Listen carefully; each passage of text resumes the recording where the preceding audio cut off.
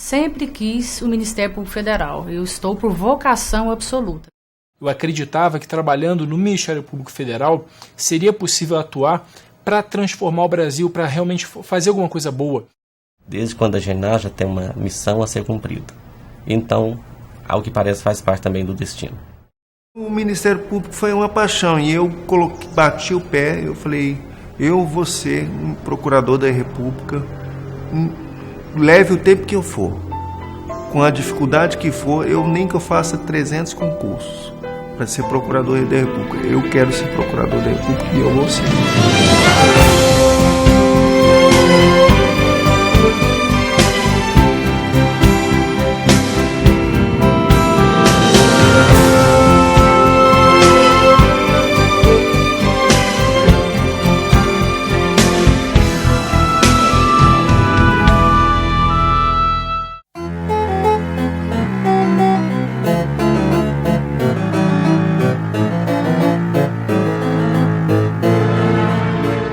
Pesquisas históricas permitiram a reconstrução do passado do Ministério Público Federal no estado de Goiás a partir do final do século XIX.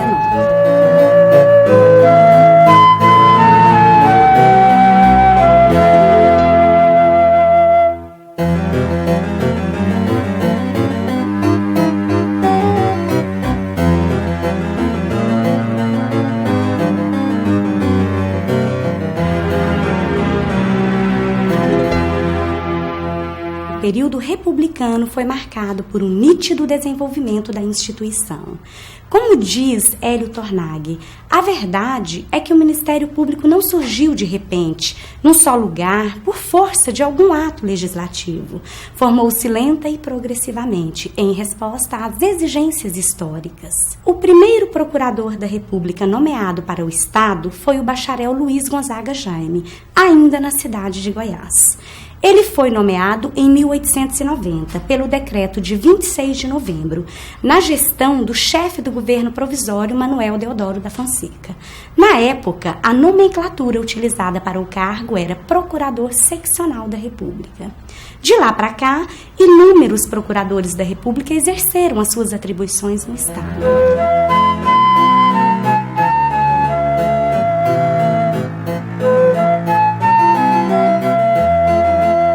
Em 23 de março de 1937, foi assinado o decreto número 1816, transferindo definitivamente a capital estadual para a cidade de Goiânia. O Ministério Público Federal passa então a atuar na nova capital.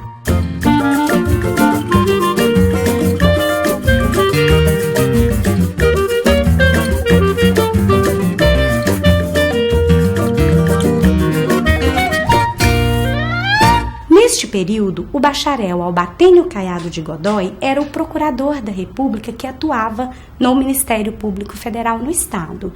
A trajetória do Ministério Público Federal em Goiás, a partir de 1950, é marcada pela presença dos procuradores Celso Hermínio Teixeira, José Pereira da Costa, Aládio Teixeira, Joviro Rocha, dentre outros. Em 1966, em julho de 66, o então Procurador-Geral de Justiça, Dr. Romeu, me designou para substituir o Dr. Aládio Teixeira na Procuradoria da República. Era localizado num prédio que hoje é o Tribunal Eleitoral, ali na Praça Cívica. A situação da Procuradoria era muito precária naquela ocasião, 73, 74. Nós funcionávamos num prédio do Ministério da Agricultura, na Praça Cívica, em que tínhamos apenas parte de um andar.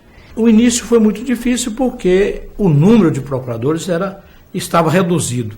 Inicialmente a mim, e depois aos poucos foram chegando outros procuradores que foram suportando então a carga, dividindo a carga com a gente. Era tão pouco o número de servidor e tão difícil o trabalho que nós tínhamos apenas 4 máquinas de escrever. Depois, o volume de trabalho aumentou muito, tivemos que alugar um local próprio para a Procuradoria. E esse local de aluguel foi aqui na Avenida Araguaia. O primeiro prédio da Avenida Araguaia foi solicitado e tivemos que devolvê-lo alugando outro. Nesse outro ficamos pouco tempo também. Surgiu a Portobras estava deixando Goiânia e deixando um bom prédio ali na Avenida 85. E lá na Procuradoria da 85, criou a biblioteca Sebastião Fleury Curado, que até hoje...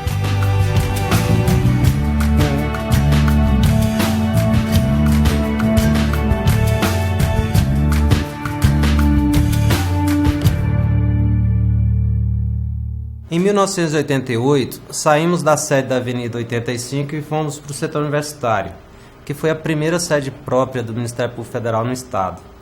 Foi inaugurado na chefia do Procurador da República Nelson Gomes da Silva, e a solenidade contou com a presença do então Procurador-Geral da República, José Paulo Sepúlveda Pertence. Lá havia melhores condições de trabalho, tinha um mobiliário mais moderno, era mais amplo e contava inclusive com um auditório para 120 pessoas. Em 89, eu fui designado para a função de coordenador de documentação e informação jurídica, que era responsável pela biblioteca e informática. No início da década de 90, na gestão do procurador Wagner Natal, começou a informatização da procuradoria. Eu me lembro que o primeiro computador foi um XT Cobra, que fazia pouco mais do que uma máquina de escrever. Com o passar do tempo, formou-se uma equipe que foi responsável pelo desenvolvimento de diversos sistemas para o controle de documentos e processos. Inclusive um desses programas, o SINCA, que era o Sistema Integrado de Controle Administrativo, chegou a ser utilizado por mais de 40 unidades do Ministério Público Federal em outros estados, o que foi motivo de muito orgulho para a Procuradoria da República em Goiás. Com o tempo, o número de servidores foi aumentando, o que possibilitou um maior apoio à atuação dos procuradores, além de outras melhorias, claro. Como procurador-chefe, eu criei uma coisa que eu achava que era muito interessante, o Disque Denúncia. Porque muitas causas, muitos assuntos, os procuradores não tinham conhecimento e as pessoas tinham receio de denunciar. Então, esse Disque Denúncia teve essa finalidade. Foi na minha chefia que se instituiu o concurso para admitir os estagiários. E hoje eu vejo que o concurso foi aperfeiçoado. Todos ingressam no estágio fazendo uma seleção extremamente competitiva, com muitos candidatos, poucas vagas. Não seria exagerado dizer que é quase que o sonho de um estudante de direito hoje, aqui em Goiás, aqui em Goiânia, é ingressar no Ministério Público Federal, no estágio, para poder aprender, para poder evoluir, para poder conciliar os conhecimentos que ele vai adquirindo na faculdade com a prática do processo penal, do processo civil, do processo coletivo e aprender como se faz as investigações. A criação das Procuradorias da República nos municípios de Rio Verde e de Anápolis vieram suprir uma deficiência realmente que existia aqui no estado de Goiás, que só contava até então com sede da Justiça Federal aqui em Goiânia. No meu entendimento, a instituição está mais próxima da sociedade no interior. Outro ponto que eu considero marcante é o término, a conclusão da nossa nova sede.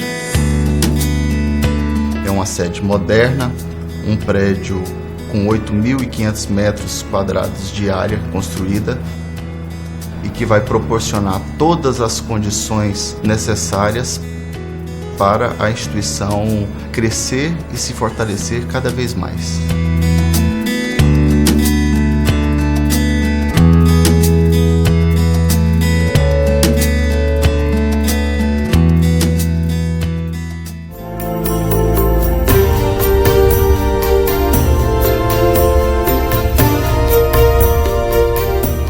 Antes, na Constituição de 69, o Ministério Público não tinha garantia nenhuma. Não havia independência, não havia autonomia. Nós dependíamos sempre do Poder Executivo. Era um apêndice do Poder Executivo. Depois, com a Constituição de 88, o Ministério Público granjeou, então, o status de instituição permanente, instituição gozando da prerrogativa de independência, de autonomia. Lógico que isso deu muita força ao Ministério Público Federal.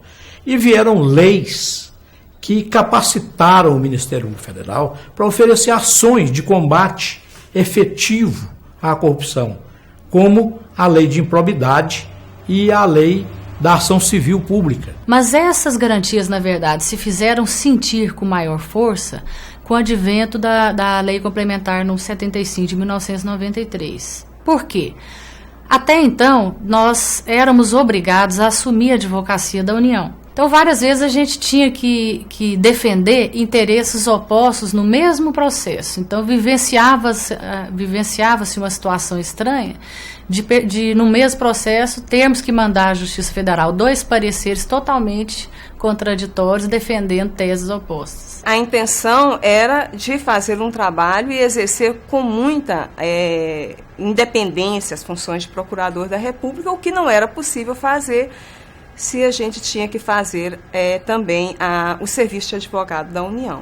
O Ministério Público, de uma maneira geral, ganhou, com a Constituição de 1988, uma importância muito grande na comunidade jurídica. O Césio, como de conhecimento público, né, ele teve um impacto muito grande em Goiânia. E que foi uma tragédia que abalou a cidade e que teve repercussão até no exterior. Houve abandono de equipamento de radioterapia em determinada clínica e, decorrência do abandono, catadores de lixo de papel de rua pegaram a bomba de Césio 137. O que eles fizeram? Eles transportaram, então, a cápsula até a oficina deles, e quando chegaram lá, através de marreta, eles conseguiram, então, remover o Césio, sem saber do que se tratava. E depois deu no que deu. Várias pessoas morreram, ficaram feridas. Foi para mim distribuído os processos, dizendo que a competência era federal, fizemos a denúncia, o juiz estadual declinou para a área federal, e nesse processo que foi muito longo, acabou sendo responsabilizado pelo acidente os donos da clínica e os técnicos da clínica. Com a ação penal, em primeiro grau, quase todos tinham sido condenados. Só um ficou de fora. Foi aí que eu atuei, apelando da decisão e vendo que o meu recurso acabou sendo provido no Tribunal Federal de Recursos, de maneira que todos, então, foram condenados por aquele acontecimento. No âmbito dos direitos humanos, uma ação de grande importância, que também merece ser citada, é a ação para indenização das vítimas do acidente com Césio 137, que foi proposta contra o Estado de Goiás, contra a União, visando medidas para compensar os prejuízos causados. Porque tinha pensão federal e estadual, e a federal em UFIR. Eu consegui com que uma ação, o juiz deferisse o nosso pedido para que transformasse os valores dessas ações pelo menos num salário mínimo para cada um. Isso já foi uma vitória grande. E a própria União reconheceu, depois da nossa conversa, que esse valor era justo. E esses casos, eu acho que são importantes, né? Importantes até para, não só para essas pessoas, né? A indenização, mas para mostrar que um fato como aquele deve ser sempre lembrado, não é? Para que não haja novamente essa omissão vergonhosa que houve do poder público municipal, estadual e federal. Uma luta permanente do Ministério Público Federal aqui em Goiás é pelo respeito aos direitos das comunidades indígenas que aqui habitam. Essa população tem um vínculo com a terra que a nossa régua não é possível de medir.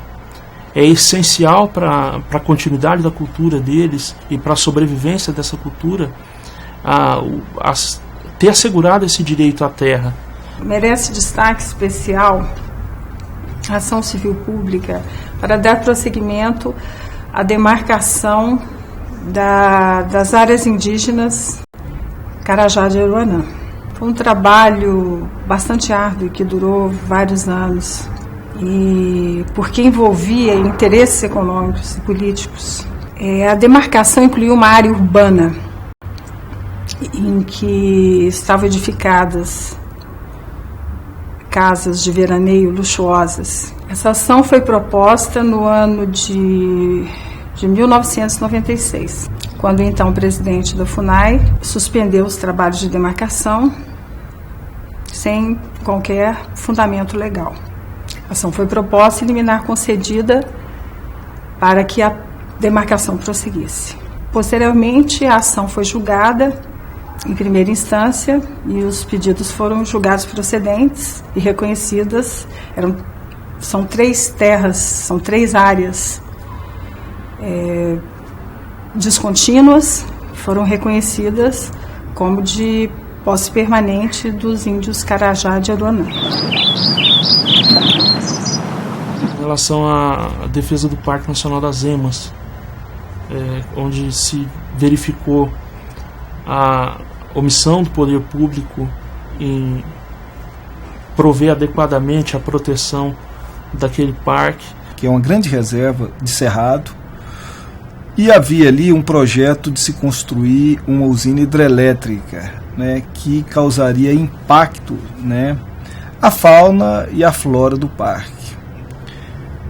Ali havia um chamado corredor de migração, onde os animais precisam desse corredor, né, para a reprodução.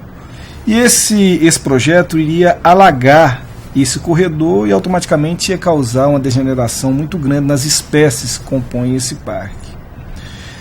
Com base em estudos de professores da Universidade de Brasília, de pesquisadores que já tinham um projeto de 10 anos ali de pesquisa, né, eu também ingressei com ação, né, e consegui, né, impedir a construção dessa usina hidrelétrica. A outra ação foi proposta contra Furnas para impedir o fechamento das comportas da represa de Serra da Mesa, no rio Tocantins. Essa ação tinha 2 fundamentos. Um deles era a falta de ERIMA, de estudo de impacto ambiental, para avaliar os danos que seriam causados ao meio ambiente, e o outro, a ausência de autorização do Congresso Nacional para aproveitamento hídrico de terra indígena, no caso do grupo indígena Avacanoeiro, composto por 6 sobreviventes, que ali viviam já há algum tempo em área que havia sido delimitada em portaria do Ministério da Justiça, como terra de posse permanente dos índios. A liminar foi concedida e o enchimento da represa foi suspenso. Posteriormente, foi aprovada a autorização para esse aproveitamento e as comportas foram, então, fechadas e dado início à formação do lago. A ação teve prosseguimento e outras 2 foram propostas para avaliação dos danos ambientais e levantamento da indenização, porque realmente hoje se percebe a magnitude dos impactos ambientais causados à fauna, à flora, ao patrimônio arqueológico, histórico. Eu atuava muito nessa parte de inclusão e acessibilidade de pessoas com deficiência. Um caso assim que eu tenho muita felicidade de ter presenciado a conclusão foi do aeroporto de Santa Genoveva, aqui em Goiânia. Nós instauramos um procedimento próprio para esse caso do aeroporto, para que, pedindo o apoio do CREA, que nos foi muito solícito, eles encaminhassem uma comissão para avaliar todas as condições de acessibilidade do aeroporto. E eles fizeram um relatório bem minucioso, e a partir desse relatório eu elaborei uma recomendação impondo que eles observassem aquelas alterações que eram necessárias a serem feitas.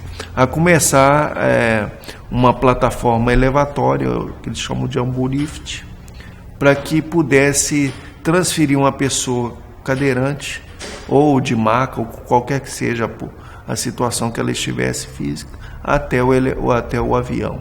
Os funcionários, eles tinham que carregar todo mundo no braço. E aí, quando tinha campeonato de basquete de cadeirante, eles tinham que carregar os times todos no colo, até, imagina o risco para eles e para as pessoas.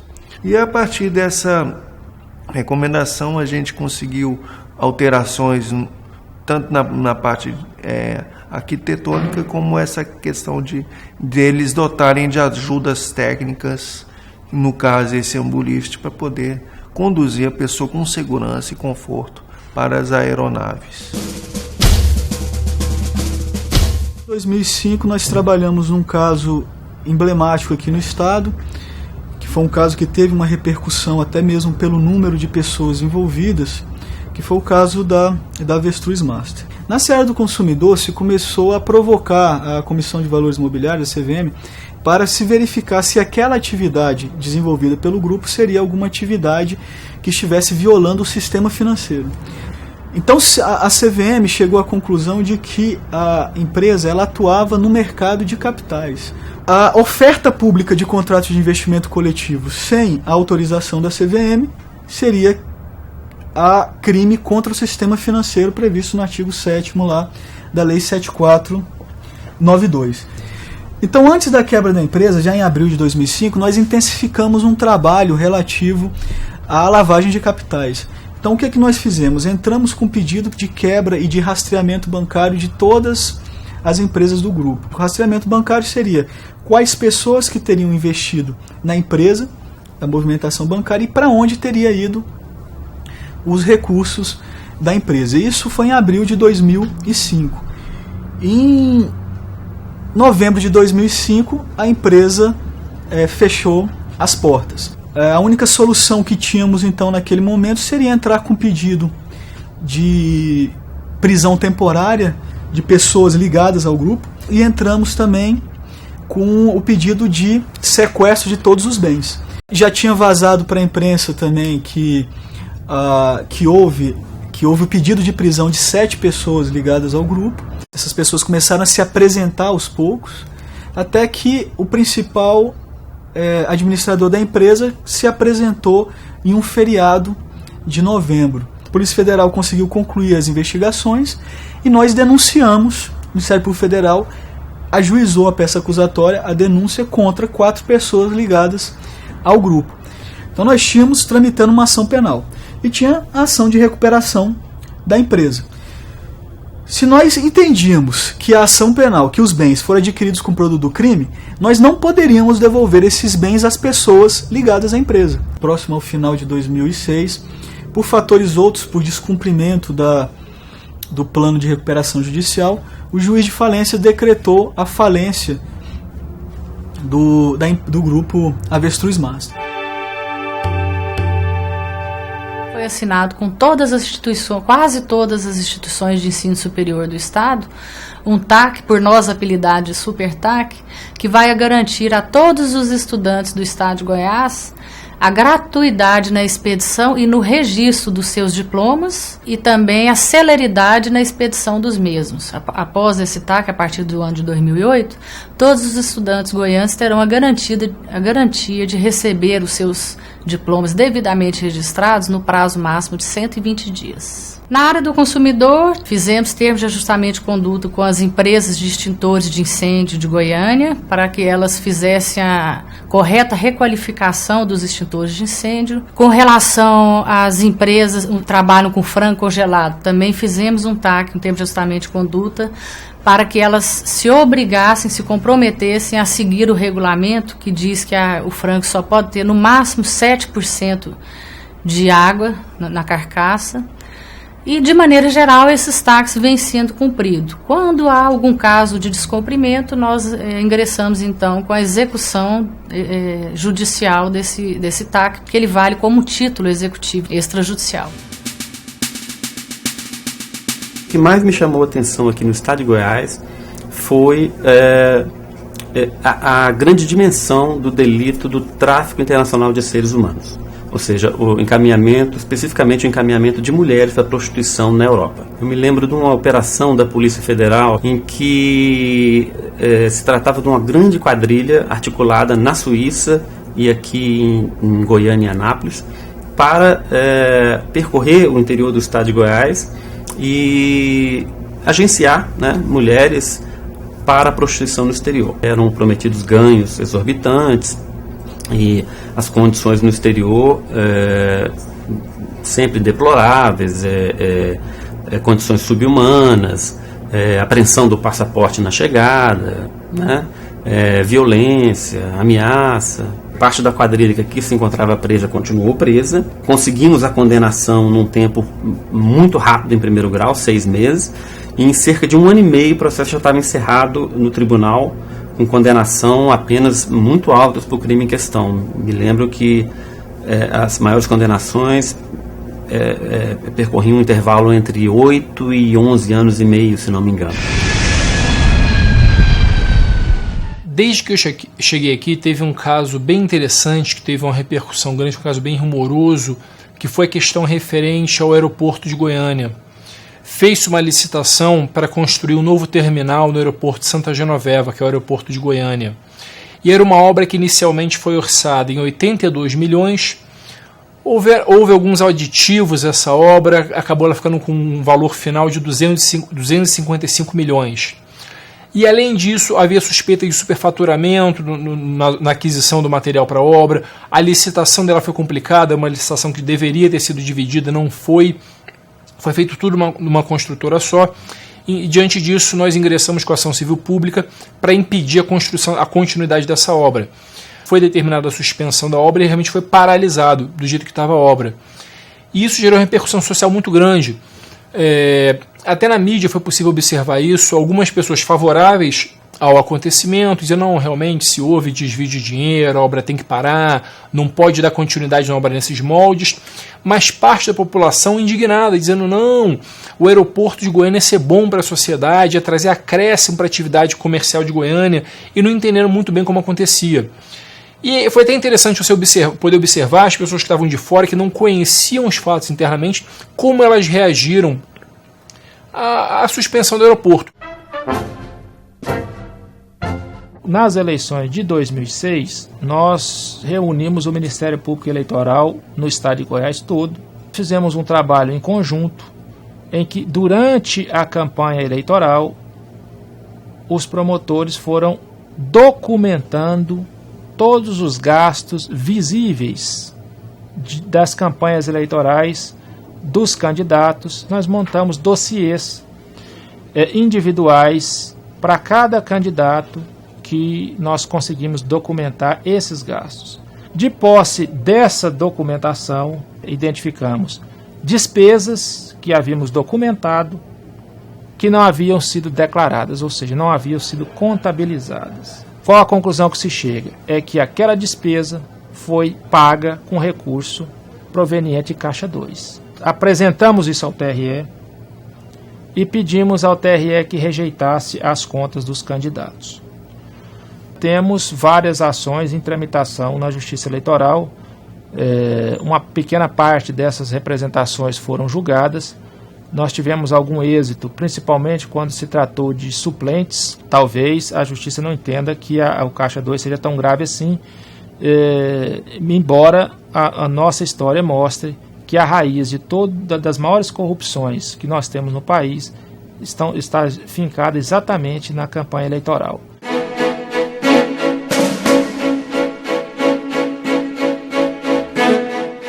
O Ministério Público é essencialmente defensor da sociedade. É uma instituição forte, forte por si mesma. Não é possível vislumbrar uma sociedade brasileira democrática sem a existência e atuação efetiva do Ministério Público. Eu não acredito no Ministério Público de papel. Eu acredito no Ministério Público muito próximo da sociedade. A sociedade hoje já reconhece o Ministério Público como um parceiro. E deve saber que aqui é a casa do povo. Quando a gente fala uma casa, a gente tem uma imagem de segurança. Eu vejo o Ministério Público assim. Que hoje eu alcancei e eu vejo assim o quanto a gente pode fazer pela sociedade.